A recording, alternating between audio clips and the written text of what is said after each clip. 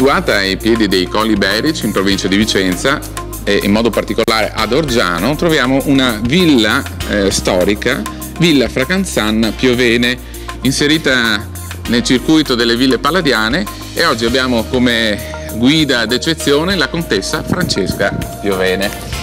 Villa Fracanzan Piovene è stato voluto dai Fracanzan nel 1710, che hanno commissionato all'architetto Francesco Muttoni, ultimo dei grandi architetti palladiani, un grande complesso che doveva dimostrare la loro potenza economica. La villa è stata inserita in un insieme di fabbricati già esistenti di epoca molto vecchia, perché i più vecchi datano 1312 mi pare, e quindi Muttoni ha avuto il problema anche di collegare la parte nuova alla parte vecchia, e ci è riuscito magnificamente costruendo questa imponente barchessa. E nel progetto originale Muttoni avrebbe voluto una seconda barchessa che non è mai stata costruita, probabilmente per mancanza di fondi, dato che il progetto era veramente qualcosa di molto grandioso.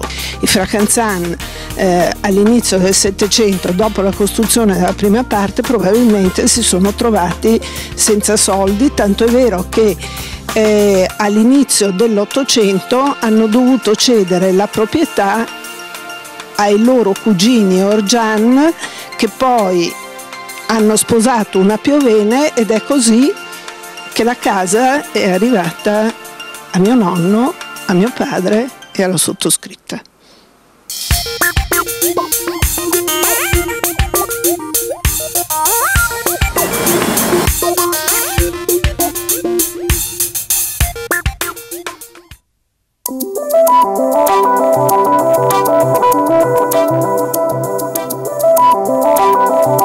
Un saluto dai Ballonari, il nostro itinerario di oggi sono i Colli Iberici, partiamo dal lago di Fimon verso Lonigo, verso Montevello.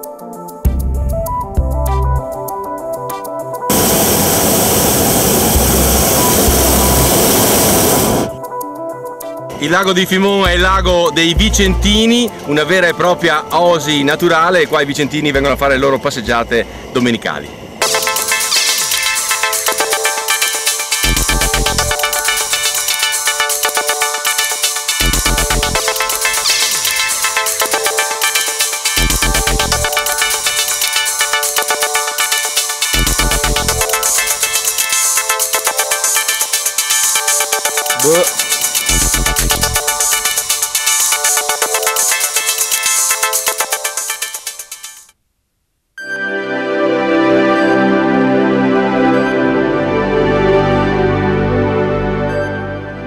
Il lago di Fimon è la perla dei Iberici, ma i Iberici rappresentano un mondo misterioso fatto di tanti paesaggi.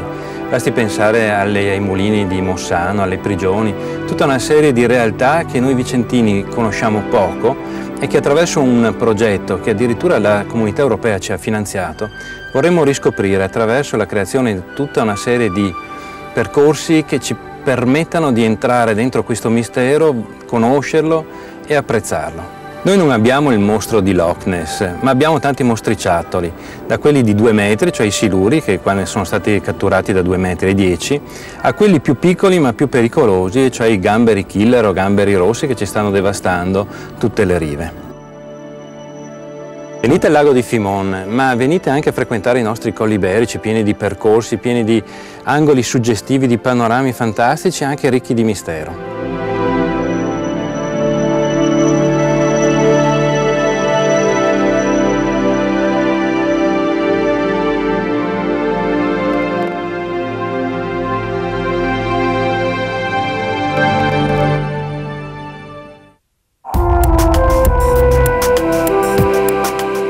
Abbiamo una velocità di circa 20 km/h, quindi una buona velocità, in allontanamento da Vicenza e in avvicinamento sui colli. Ci stiamo avvicinando sulla sommità di quei colli, da cui poi potremo vedere la pianura di Lonigo.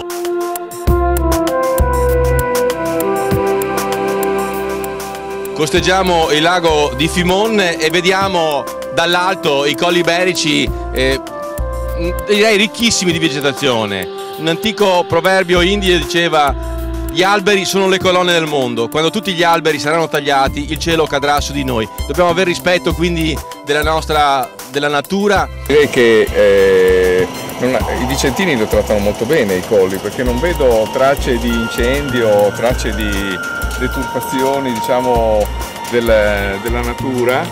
La natura è rigogliosissima.